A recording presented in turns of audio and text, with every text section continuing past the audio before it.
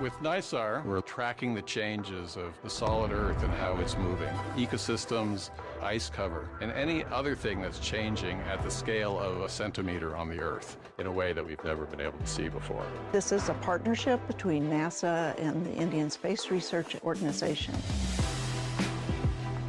NISAR is going to be one of the most sophisticated radar satellites that has ever flown in orbit. NISAR is going to open our eyes to seeing the ground in places that otherwise has been obscured. NISAR will help us to better understand earthquakes, volcanoes, landslides, floods, wildfires, oil spills. The society will also benefit due to its contribution to disaster management and providing food and water security. These are global problems that the global community needs to come together to resolve. Now it looks like we are no more belonging to two different worlds and we all belong to the space community, that's it.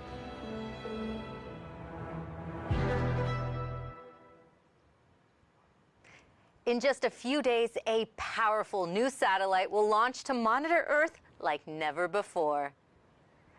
Hello and welcome. I'm Raquel Villanueva, coming to you live from NASA's Jet Propulsion Laboratory in Southern California. NISAR, a collaboration between NASA and the Indian Space Research Organization, also known as ISRO, is the first satellite designed to scan the entire planet using two different radar frequencies. The goal, to help us better understand how Earth's surface is changing.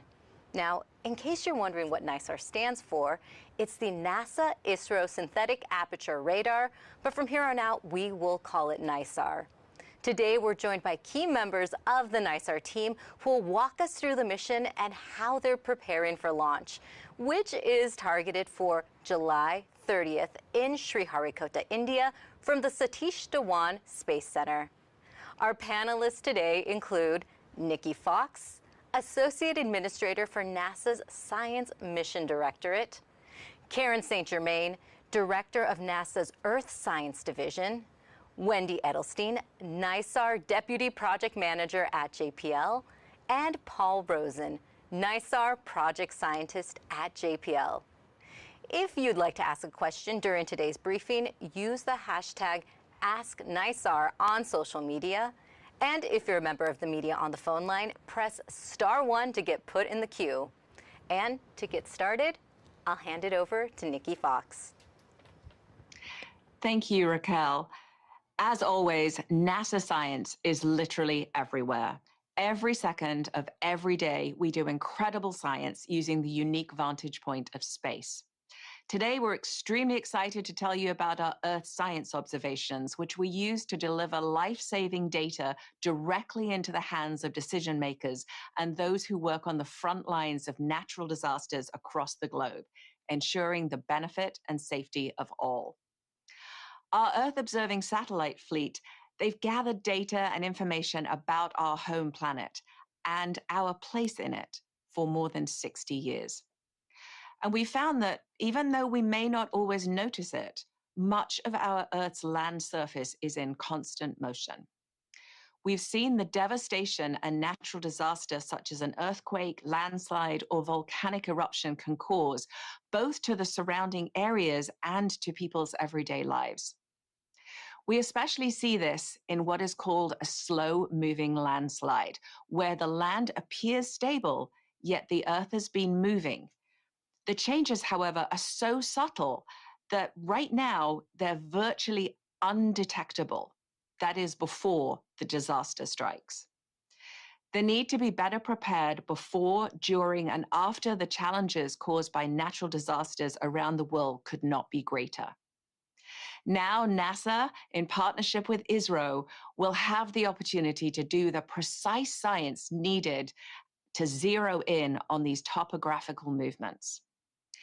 In the coming days, we will launch the first ever mission between the United States and India to observe our home planet like no mission has done before. NISAR truly is a first of its kind dual radar satellite that will change the way we study our home planet and better predict a natural disaster before it strikes. NISAR will scan and take imagery of nearly all the Earth's land and ice surface twice every 12 days in unprecedented detail, literally down to a centimeter. It will peer through foliage, study building footprints, measure flood depth, and so much more. NASA's observations will assist decision makers across the globe in disaster monitoring, mitigation, response, and recovery. You will hear more from the panel on how NISAR will do all of this and all kinds of really exciting details. But I will end with the thought that NASA's data is open to everyone, and it will be filtered into the resources that are easy to understand by decision makers and responders alike. So getting that critical data into the hands of people that need it. Where moments are most critical, NISA's data will help ensure the health and safety of those impacted on Earth, as well as the infrastructure that supports them. We are so excited to partner with ISRO for the first time ever on a NASA science mission. So go NISAR.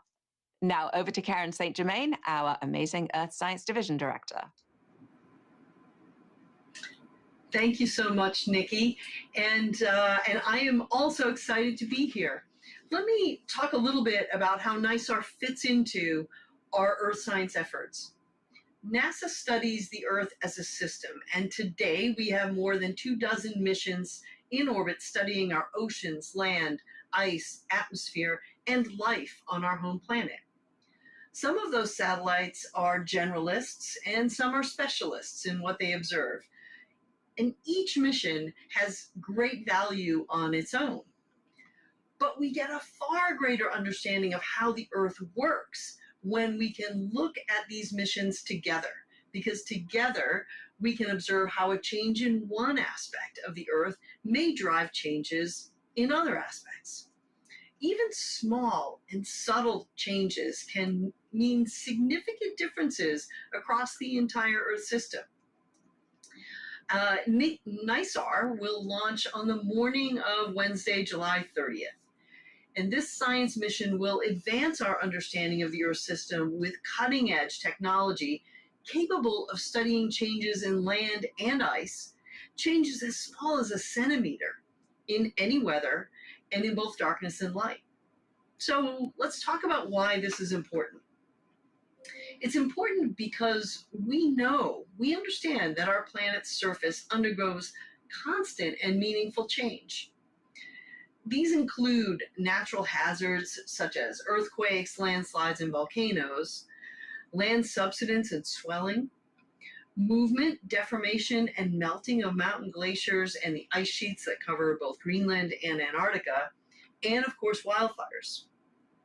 We also see human-induced changes, such as farm and ranch production, use of water for municipal drinking and farm irrigation, and infrastructure and land development, houses, commercial buildings, railroads, highways, and bridges. We'll put NISAR's science and observations to work, making it available to inform decisions where and when they're needed, helping to ensure that as a nation, we can abundantly feed ourselves, build resilient housing and transportation systems, and better prepare and respond to natural hazards. More than 180 organizations from local public agencies to research institutions and private sector companies are already looking to use NISAR science and data. These early adopters will use NISAR information to support disaster response and recovery, map forests and forest cover density in areas as small as a soccer field, track and manage groundwater supplies, monitor fire risk, track seasonal, annual, and long-term trends in wetland flooding, and measure coastal vegetation to help communities and people who live along the water's edge manage storm surges and other fluctuating coastal conditions. I'm proud to highlight NISAR as a terrific example of NASA's unique end-to-end capability, from innovative technology to research and modeling to delivering science to help inform decisions. And as an international partnership built upon open science principles, NISAR is also a model for the next generation of Earth observation capabilities. Finally, I want to recognize the leadership of ISRO and NASA's JPL teams. The collaboration, cooperation, and information sharing between our two agencies is a foundation that we really look forward to continuing to build upon. So go NASA, go NISAR, and now I'd like to introduce NISAR's Deputy Project Manager, Wendy Edelstein. Wendy? Hi, thank you, Karen. It's great to be here to give an update on the NISAR mission, and I'm happy to report that the satellite is fully built, it's tested, and it's ready for its ride into space, and our team can't wait.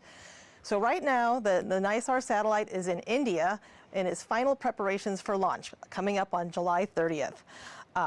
I wanted to orient you to what NISAR is before we get too far along. So over here is a 1/3 scale model of what NISAR will look like when it's on orbit.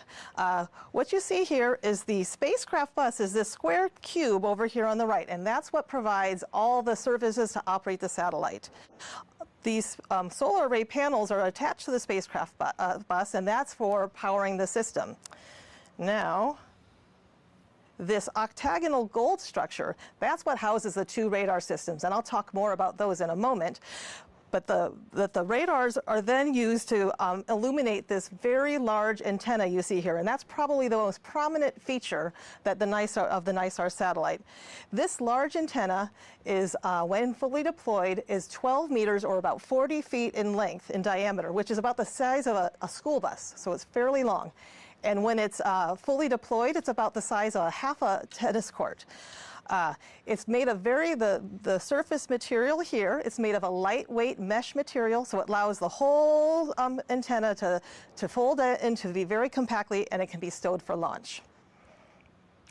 So NISAR is an equal 50-50 partnership between NASA and ISRO. It represents the largest collaboration in space between the United States and India.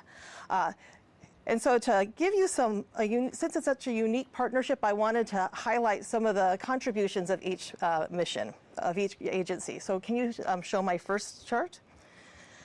So at the heart of the NISAR satellite is the two radars, which make up the science instrument. Each radar operates at different, targets different science, and that's based on its operating frequency. The L-band radar, which is provided by JPL, operates at a longer wavelength, and that can see through the trees and see the bare surface of the bare earth and even some substructure. The S-band radar, which is provided by ISRO, operates at a shorter wavelength, and that sees the vegetation, foliage, surface features better. Together, these two radars work together complementary to achieve science that neither could see on their own. Now, both of these radars share that large antenna I just talked about, and that's provided, and its boom, and that's provided by JPL. ISRO, in addition to the S-band radar that they have built, also built the spacecraft bus, the solar arrays, and ISRO is also providing the launch vehicle and launch services. So I often get asked, what is it like working with India? And I have to say, one of the challenges of NISAR is working with an international partner that's 9,000 miles away, literally on the other side of the world. It's with ISRO 13 time zones away. That means a lot of early morning and late evening telecons, and it also means a lot of long distance travel to India. In fact, it takes 36 hours door to door to get to Bangalore, India, where the system was being tested. I personally have been to India over 25 times over the past 10 years, and in the past 2 years alone, I've spent over 150 days working side by side with our Indian colleagues, building this system and working as a team together. I also have learned and been fully immersed in the Indian culture, and it's been a very big highlight for me personally. Now, a satellite the size and complexity of NISAR requires a lot of testing, both in the US and in India, and we've been testing this system for the past 5 years. So I'm going to show a short video that shows our journey through our testing at JPL. Go ahead and roll that. So here's where the S-band radar was delivered in July, early 2021, and was integrated with the L-band radar.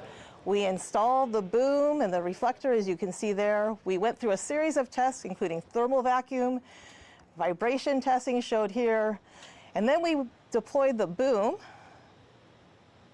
And then we deployed the reflector. And here you can get a real good idea of just how big that antenna is. Once it was fully built, tested, we then stowed it for launch and made sure it was ready for our ship to India. So then we packed and prepped up the system to take to India. We transported it to the March Air Base Reserve in Riverside, California. And then we put it on a massive C-17 military aircraft as shown here, so it would make its 9,000-mile ride to India. So the radar arrived in India in March of 2023, and at that point we started our integration with the spacecraft. So go ahead and show my next slide. Okay, so here's a picture of the happy JPL and ISRO teams testing the system in the beautiful facilities at ISRO. On the right you see the instrument system, and on the left is the spacecraft. In my next video you'll see an important test called, one of our final tests called in a special facility called an anechoic chamber. And what that means, it's a very quiet room that allows all the systems to work as they would on orbit to make sure there's no interference or noise that could cause any degradation in the performance of the mission. And this is a really important test to make sure that everything works as expected. So go ahead and show my last picture. So all of the system testing is now complete. We've now shipped the NISAR satellite to the launch site in May, and the launch site in Sriharikota, which is on the east coast of southern India. We've completed all the system checkouts, the rocket's fueled, and as you can see here, it's been fully encapsulated in the launch vehicle fairing, and we're ready to launch on July 30th. And on a personal note, I just want to say I've spent my entire career working on radar missions for JPL, and NISAR is the highlight for me. I can't wait to see the science it produces and the impacts it has, both on the real-world applications and the societal impacts. So I think it'll help people around the world. And to hear more about the exciting, amazing science, I'm going to hand it over to Paul Rosen, the project scientist. Go NISAR. Thank you, Wendy. Yeah, it's great to be here. You've heard a lot about the science and applications actually from the other panelists. So I'm going to focus on NISAR's ability to do these things, the methods that we're going to do this, providing new insights into Earth's changing surface in ways we've never seen before. So remote sensing missions like NISAR are storytellers, I would say, about Earth and how humans interact and connect with the planet, with all its beauty and abundance and dangers. And NISAR is a truly great and unique storyteller. Because of the fact that it's a radar, we provide reliable data, all-weather sampling of the Earth, day and night, and we're doing this every 12 days over all land and ice-covered surfaces of the Earth. So we sort of build up a movie, frame by frame, of every point on the Earth's surface, and we don't have any frames that are missing because of the reliability of the radar data, such that we get this sort of all the action in the movie that we can see. So NISAR provides very fine resolution for a radar, and we do that using a somewhat magical technique called synthetic aperture radar. If you could cue the animation to show what this looks like. So here you can see the radar is flying along its orbit track in the top left. We send out pulses of energy from the radar, given the size of the aperture, the antenna, and the wavelength. We have a very large footprint on the ground. So if we were to just use those pulse echoes coming back all by themselves individually, we would get a very blurry picture of the Earth. But because we are pulsing over 1,000 times per second, we can collect those radar echoes as we're flying along and create an antenna as though it's 10 kilometers in length or 10 miles in length. And that gives us very fine resolution, as you can see building up in the top right corner. So this synthetic aperture radar techniques gives us the resolution, high definition movie of the Earth, so to speak. NISAR also provides 2D motion in its movies. So if you could cue the next animation, you saw this a little bit earlier, but I'll say a little bit more detail about it. We fly in an exact repeat orbit and use another technique called interferometry, radar interferometry, where we fly along collect the echoes, make the image, come back again at a later time and make another image, and use the radar as a yardstick, basically. The radar waves, we count the peaks and troughs of the radar waves and use it as a yardstick to be able to measure how the ground is moving over time. This animation is over the Central Valley of California, and we can see feet worth of subsidence due to groundwater withdrawal in this area. We have precision down to millimeters and centimeters using this radar interferometry technique. So that gives us 3D motion for looking at volcanic deformation, tectonic plate motion, land subsidence as you see here, and anything that's moving at the scale of a centimeter or so. NISAR also sees the Earth in a fundamentally different way than optical systems and many other systems. So if you could cue the next graphic, we see in the part of the spectrum that's invisible, it's above the red. If you think of the rainbow as all the different colors of the spectrum, we're somewhat above red, so above the over the rainbow. And by virtue of this, we are not susceptible to clouds, and we see very different things. We see the electrical properties and the structural properties of the surface.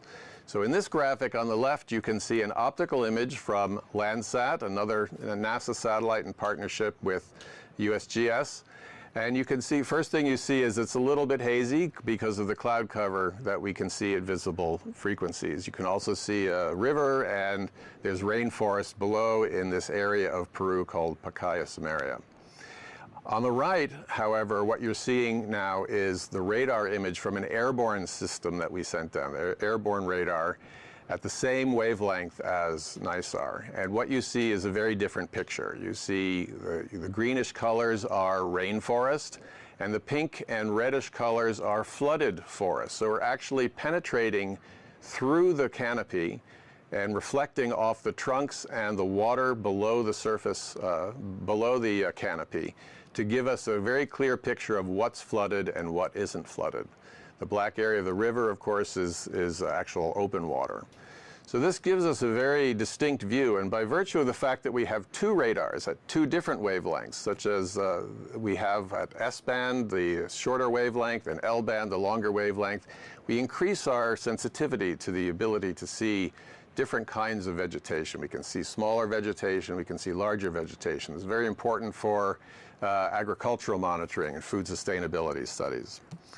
So this, the story that we can tell on many different fronts, from cryosphere, from ice sheets and sea ice changes, from forest degradation, agriculture, and all kinds of hazards around the world using our interferometric measurements. It's just quite astounding, and I'm really looking forward to this. I've been working on this mission for, I guess, 30 years to get it going, and in partnership with NASA headquarters, ISRO, and the broader science community, I can tell you the excitement about NISAR is just growing daily as we get ready for our July 30th launch. Thank you. And back to you, Raquel. Thank you so much, Paul. So we are now ready to take your questions. Again, if you are media on the phone line, press *1 to get put in the queue, and please direct to a speaker if possible. And you can also keep those questions coming using the hashtag #AskNISAR. So first on the phone line, we have Marcia Dunn with the Associated Press. Yes, hi. Probably for you, Nikki, the cost question, if I might. What is NASA's contribution to the mission? I've seen online references to $1.5 billion total for both countries, but is that accurate as well? And I just wondered, how unique is the antenna reflector? It looks a little different than any other I've seen, so what can you tell me about what makes it different? Why is it so big?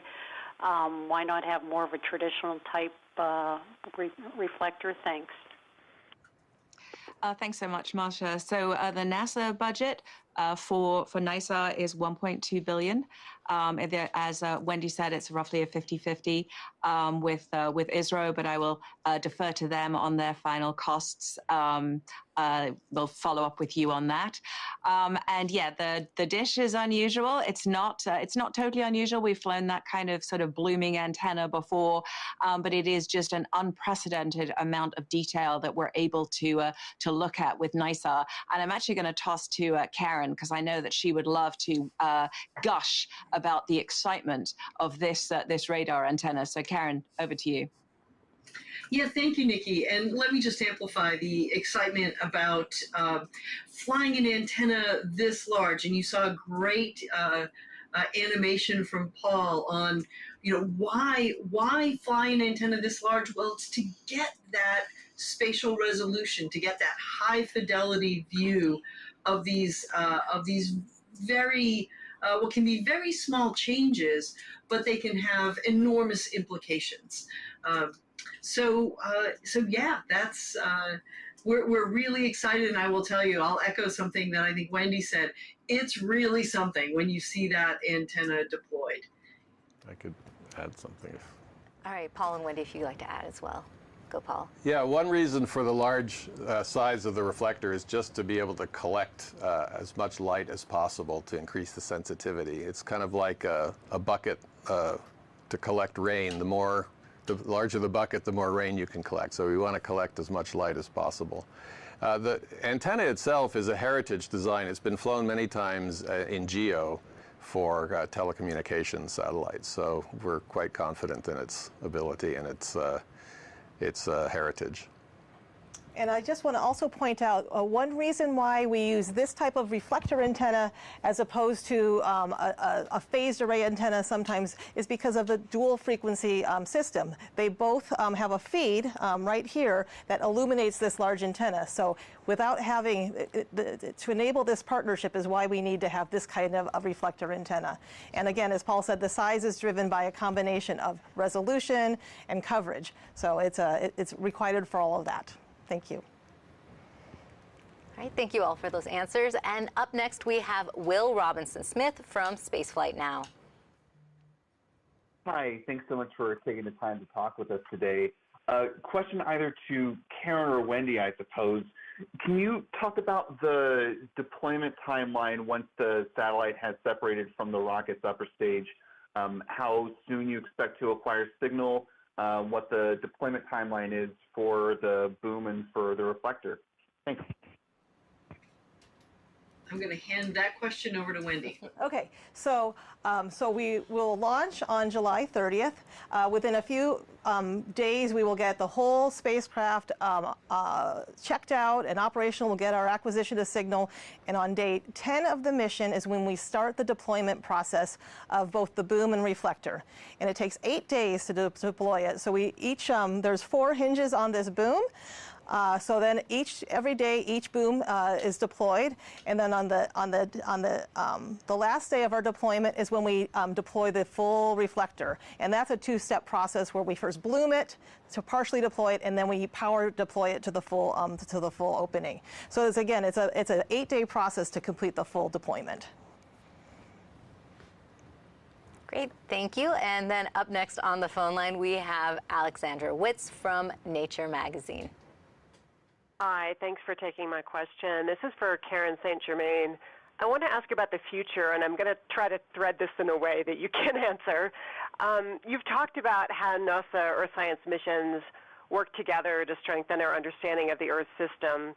Can I ask you to just look in the future a bit more along those lines? How do you see NISAR working with the Earth science fleet that you currently have at NASA? How long do you see it continuing to work, and how might it inform future NASA Earth science missions if we have those?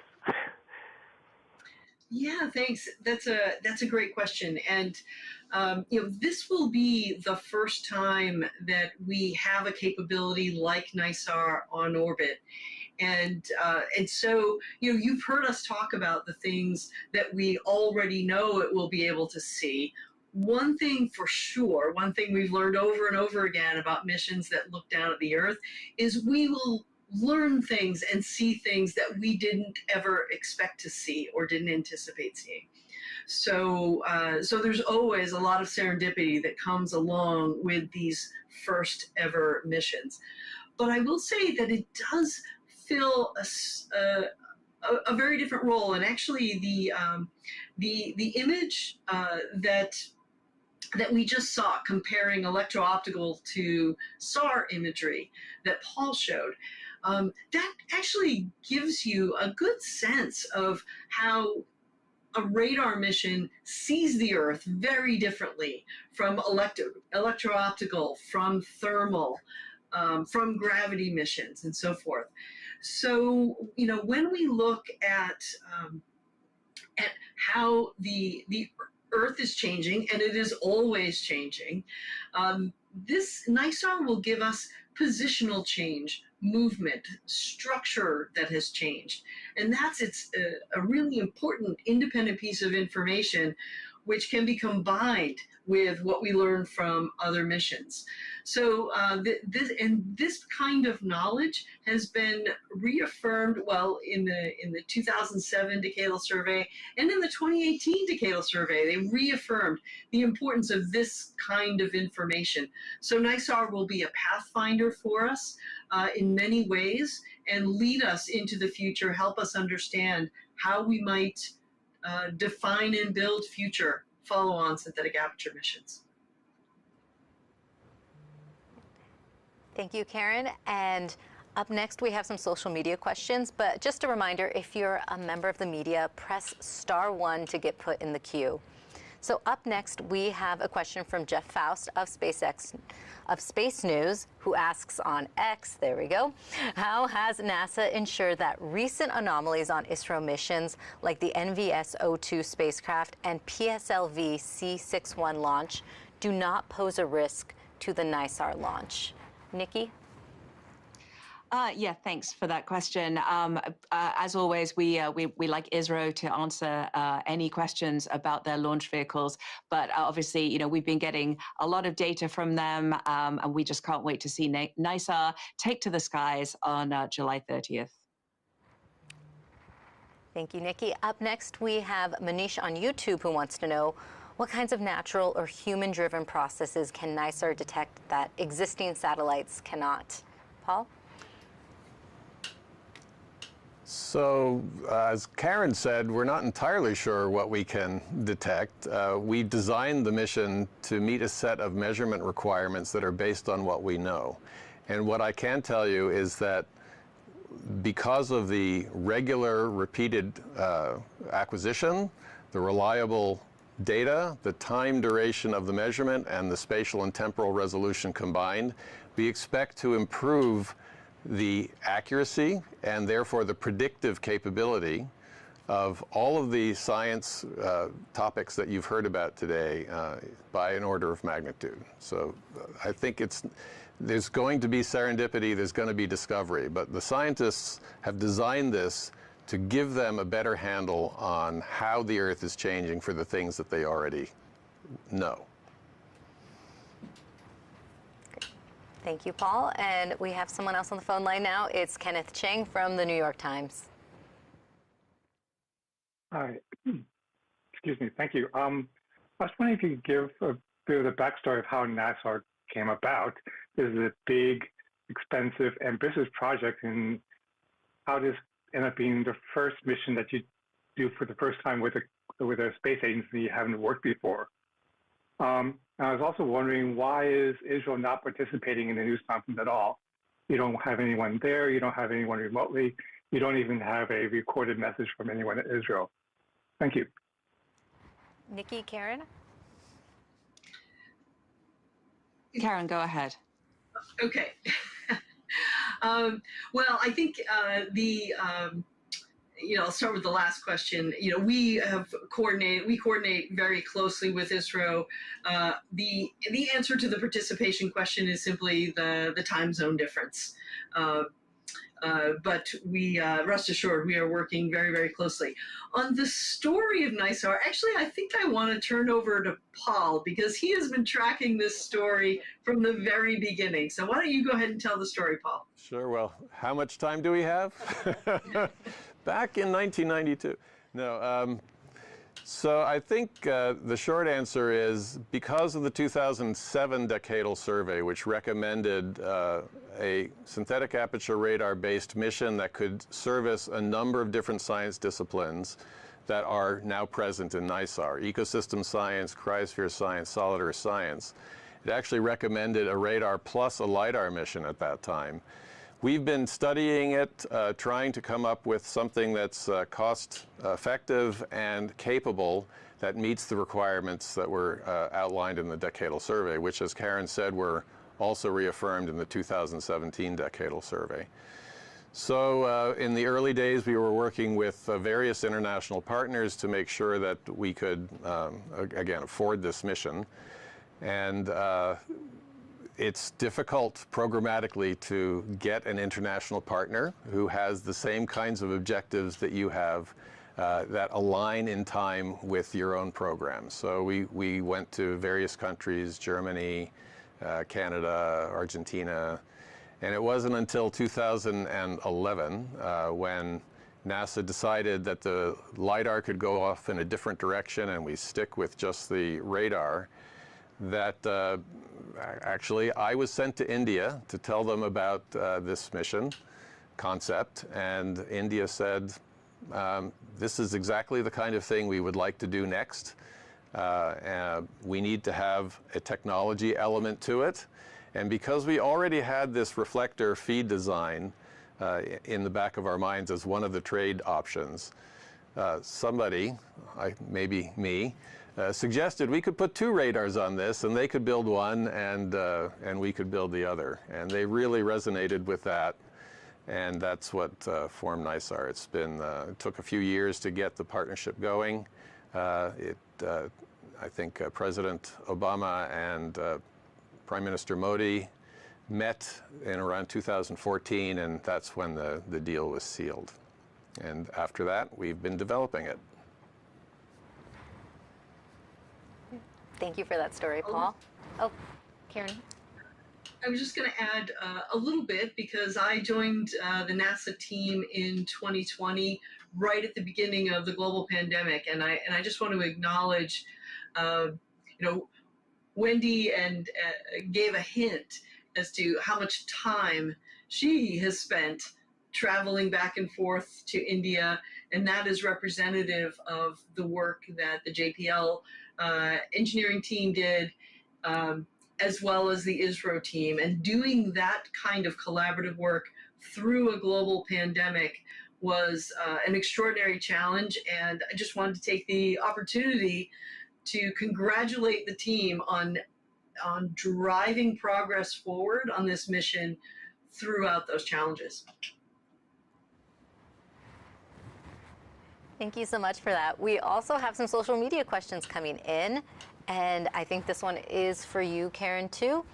Rythan on X wants to know, how will the NISAR satellite help in predicting natural disasters like earthquakes and landslides? Yeah, so I'm going to take a shot at this, and then I'll hand it over to Paul to further develop the answer. But to me, the idea is that we will be able to see very small motion, very small changes in position. And often these kinds of changes are precursors to larger events. That's particularly true for things like earthquakes and landslides and volcanoes. So we really think that having these very accurate early measurements will help us see events in their very early stages, and also help us improve our models that can predict such events. But I'm going to hand it over to Paul, who's the real expert on this. Well, that's perfectly correct, what you said. I'll just add that in addition to the displacement or deformation measurements that we will make throughout the course of the mission, therefore we can see what's moving before an event happens, We also are measuring through these two frequencies, L and S band, we're measuring soil moisture. And the soil moisture has a big impact on landslide susceptibility also. So by tracking changes in soil moisture, we should be able to also feed that into our models for understanding when land may move. Another point on earthquakes, one thing that we also have learned over the years from airborne and other anecdotal data is that the Earth is moving in ways that are not always expected. And there are many faults, for example, in California and other places around the world that are actually always sort of creeping very slowly and imperceptibly, unless you have a radar, that may be relieving stress on some of these faults, and therefore giving us a hint that the earthquake potential may be less in certain places than we had previously thought. So these measurements will help modeling and predictive capability in every sense. And for the cryosphere, where we're measuring ice sheets and sea ice change, the mechanics of ice, the many kilometers thick ice, as it flows into the oceans, it's not fully understood, and the interface between the ice and the bedrock below it, how lubricated it is, that's also not well known. These things, by measuring the velocity that we get from the deformation measurements, that helps us with the modeling of the entire system, which will help us with predictive capabilities there as well. Thank you, Paul. And just a reminder to members of the media, press *1 to get put in the queue. And we actually have a couple follow-up questions, starting with Alexandra Whitsey from Nature magazine. Hello again. I have a couple of data questions for Paul Rosen. I wanted to ask kind of what the pace of discovery is like. When do we first start to get data after all the deployments? Like, when will the first science products start coming down? And then just to follow up on some of the discussions about open science, is all the data from all the instruments, including the ISRO contributions, also going to be openly available? So that's an easy one to answer. The last question, the answer is yes, all the data will be available. The L-band data from the NASA instrument will be at the Alaska Satellite Facility in its entirety, and this we have an unprecedented data set for NISAR compared to any other SAR mission. We're not just producing radar images, but we're producing various derived products from it, from interferograms and polarimetric products in a geocoded format, map format, that should make it very easy for scientists to just take the data and use it. The S-band data from the ISRO instrument, that will be hosted at their own site. It's called Bunidi at the National Remote Sensing Center in Hyderabad. And they are redoing their entire system, distribution system, to be very similar to ours. So we expect, ASF is wonderful for making data available conveniently, and we expect the S-band data for NISAR to also to be the same in India. So in terms of availability of the data, we have around, let's say, 65 days of various engineering-related activities, including getting the satellite into its final science repeat orbit, and then calibrating the pointing and other aspects of the radar. So by day 65, we expect to get the first full-frame science-grade images. It still won't be fully calibrated, but and we won't be in our operational mode yet. We'll just be taking data in various places just to check it out. Those data, once at the level of satisfaction of the science team that they are distributable, will be made available too. But it's not until around day 70 when we start ramping up to this science phase. We actually begin the science phase after day 90. The commissioning period is 90 days. That's when we officially will be taking data at the pace of all land and ice-covered surfaces twice every 12 days. From day 70 on, assuming that the quality meets our standard, all of those data should be freely available from the ASF DAC. I have championed the position that we don't want to hold on to any of these data so the community can get to it right away. Thank you, Paul. And up next, we have Marcia Dunn from the Associated Press with a follow-up. Yes, question for you again, Paul, if I might.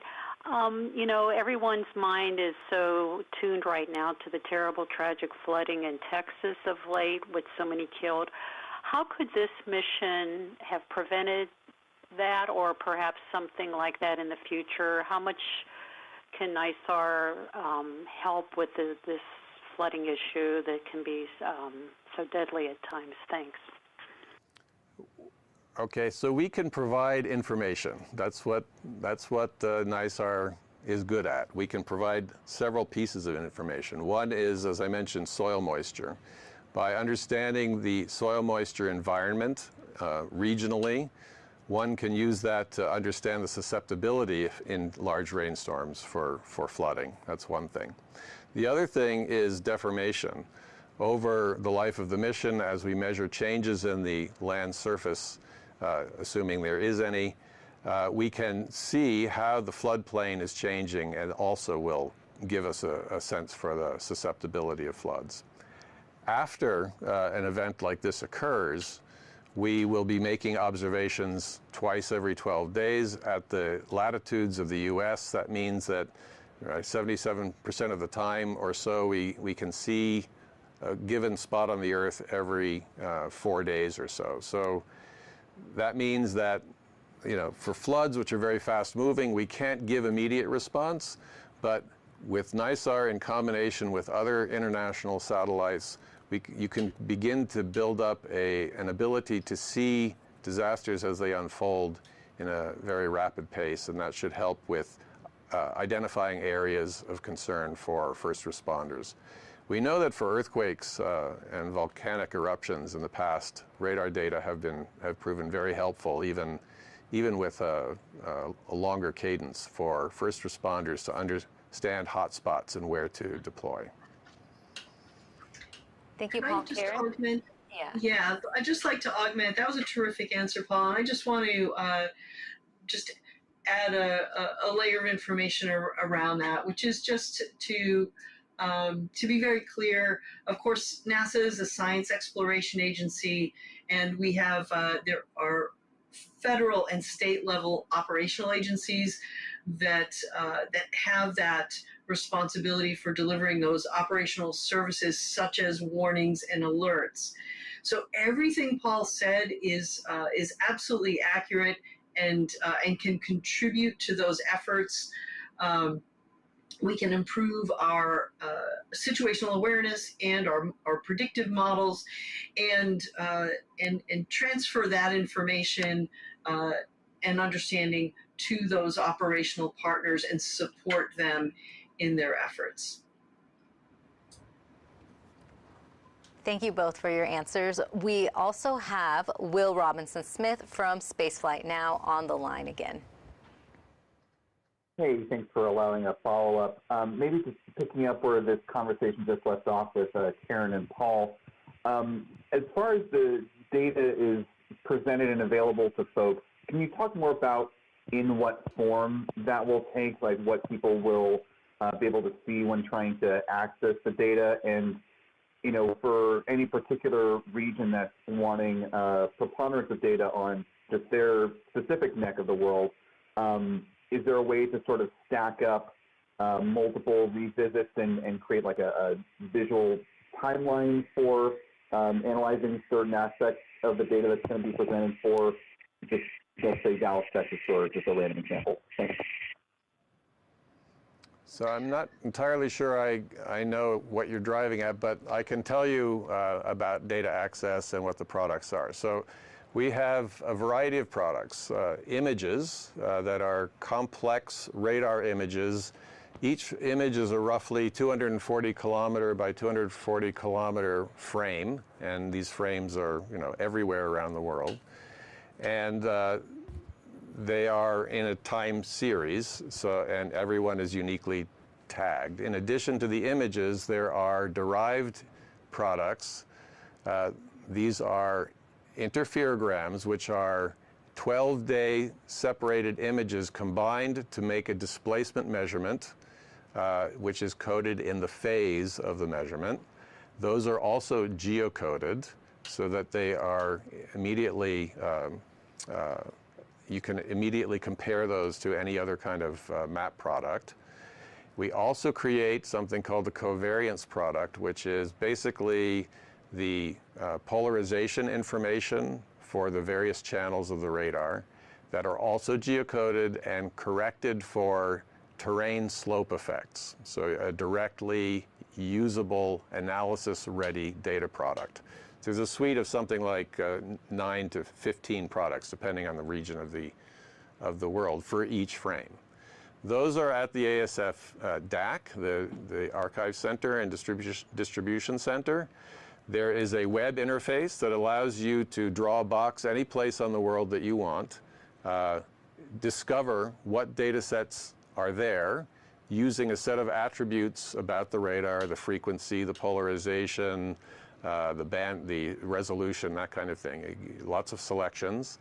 That will then deliver to you a list of all the products available, and then you can either download them through a very simple API interface. You could also do this not through the web, but through an API. You could either download them for your own analysis, or you can use them on the cloud through various cloud resources that NASA makes available and that, of course, other cloud providers do as well. So there's, it's very easy access. It's almost all the products except for the raw radar data. Those are all analysis ready to be used in a variety of algorithms. I would say that for the science products, the science requirements that we are validating, the science team has put together a set of algorithms and code that is also freely available. And you should be able to get that code, if you're so interested, get the data that in a time series fashion, feed that to the code and reproduce the results that the science team is doing for validating. And that code then should also be applicable any place around the world. So we're providing at least the basic tools for scientists and applications developers to go at it with these data. And if I could amplify that just a little bit, so Paul just gave a great description of all of the ways that folks can access data, particularly for scientific purposes and so forth. Let me move all the way to how would we support a first responder, right? Because a first responder or an emergency management organization is not in the heat of the moment going to be able to make use of raw data.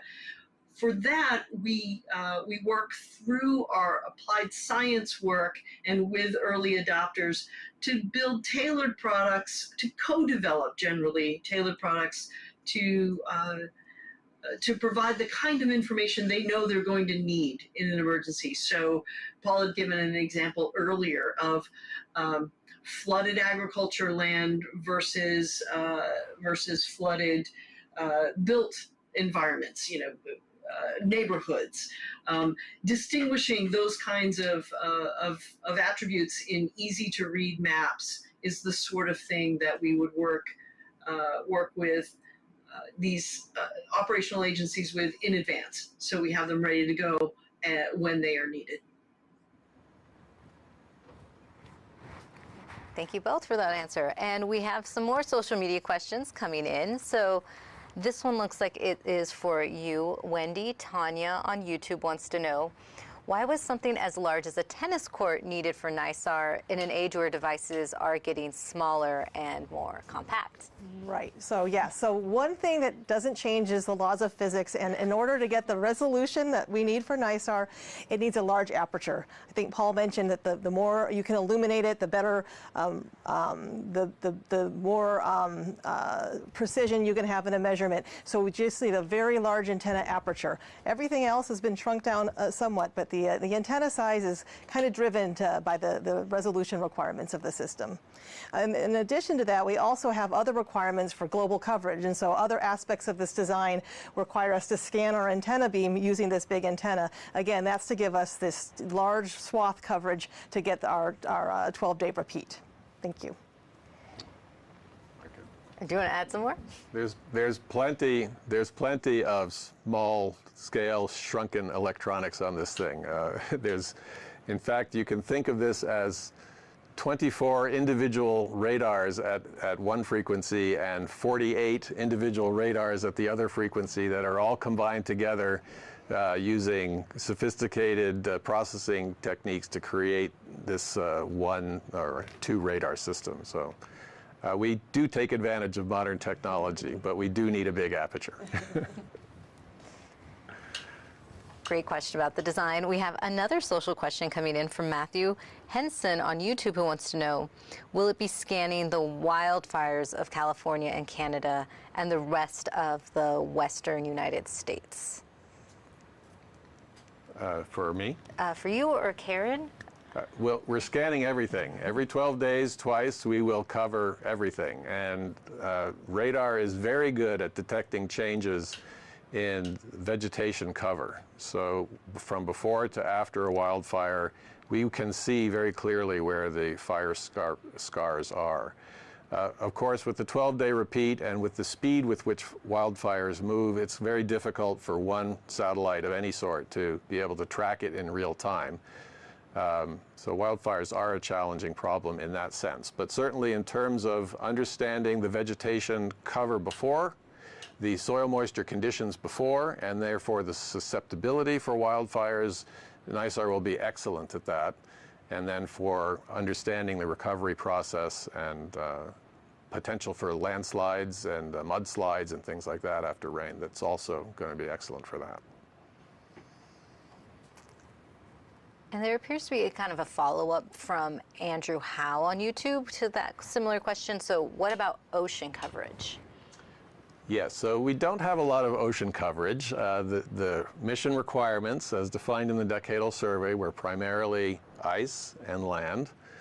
On the other hand, we do have interest by NOAA and other agencies for ocean coverage. And we have added over the years low resolution, so not a lot of data, but pretty wide area of coastal coverage around the United States, India, and other places around the world, so that we can understand oil slick potential and fishing and other things that are of interest to the ocean communities. If we don't get the deep ocean, we may think about that after the end of the prime mission. We could potentially add some observations over the deep ocean for looking at wave height variability. Those can be very helpful for understanding the relationship to weather models, but that's something down the line. And we also have a question. Onto that. Oh, great. Can I Nikki. just add on to that? Please. Yeah. I think what we're really amplifying here, though, is the power of the Earth Science Fleet. NISAR has its role, and it is going to do unprecedented science. It's going to give us observations of the things that it was really designed to do, these tiny scale movements of the land, looking at the glaciers, looking at the ice sheets, looking at helping us work on those natural disasters. And alongside that, we have missions like PACE and SWAT that are actually doing that incredible ocean science right there. SWAT looking at the surface, PACE looking at the health of the ocean. And you kind of add all that together, and that allows us to look at this really cross-cutting, very, very connected way that we need to study our planet. And so, I really think this just shows NISAR's absolute role in what we do here at NASA with our science exploration of our home planet. And Nikki, we do have a follow-up question for you as well from someone named Manish Mishra on YouTube, who wants to know, what were the most critical programmatic and engineering challenges in building this NASA-ISRO mission, and how might this set a new precedent for future transnational space science partnerships? Yeah, I'll start, and then I'm going to invite Wendy to kind of add on to it, because I think she really hit it. I mean, one of the big issues is, as she said, being, you know, on the other side of the world and having to actually just the meetings and get those opportunities to really work together. The number of hours that she said she spent on a plane, the number of hours that, the number of days rather, that the team spent in India, and then also the number of days that the ISRO team spent in California at JPL. So that certainly was a challenge. You know, Paul noted that we have had these kind of blooming antenna. We've flown them many times before, but this one is huge. You know, the technology behind getting all of those things right, getting that deployment sequence laid in 8 days to actually bloom that antenna. They're the kind of challenges that we do. But all of our NASA missions have challenges. We do first of a kind, cutting edge technology. We do, you know, the first of the kind measurements that allow us to really drive the science discipline and drive the questions, drive the answers forward. So every mission that we do has challenges, but you know, I think this one was really just an incredible just demonstration of how two teams, when they're really, really motivated to do these incredible groundbreaking missions, the way they can deal with these barriers, like being on the other side of the world, and come together as a single unified team to achieve these incredible things. But Wendy, please add on. Well, okay, so that was a great response, Nikki. I would just want to add that, you know, NASA and ISRO, we do things differently, but we've learned to work together, and we've learned from each other along the way. And so, yes, we've had our share of issues. You know, COVID was a challenge, and we've had, you know, technical issues along the way. But each time the teams work together to solve our problems, you know, we've learned, you know, to work across the world, even if we're not physically together. You know, we work over the phone. Extremely committed to both sides are extremely committed, and I think Paul, when he mentioned how it's a much more complex, that you have actually 24 separate L-band radars and 48 separate S-band radars, so it really is a complex system. And it's why it's taken so long to test this whole thing. But the commitment by both organizations has been it's been a real pleasure for me. Thanks. If I could add one more thought to that question, which is this: the tremendous value in international partnerships, and I say this from the perspective of the leading the Earth Science program, where we are trying to get the maximum science for the dollars that were allocated, and what we've found, what we've learned or relearned or reaffirmed through this experience is that we can do much more when we work with international partners than we can do on our own. And so working together, we can deliver the kind of science and information that everyone needs. So, so that's the value of these international partnerships. And on that note, I think that is a great way to wrap up today's briefing. So I'd like to thank everyone for their questions. And NISAR's launch is currently targeted for July 30th from the Satish Dhawan Space Center in Sriharikota, India. And to learn more about this mission, visit nasa.gov/NISAR and follow along on social media with @NASAJPL, @NASAEarth, and @NASA. And be sure to check out the NISAR launch press kit at go.nasa.gov/NISAR press kit. And I'd like to give a big thank you to our panelists for joining us today. Thank you so much for watching.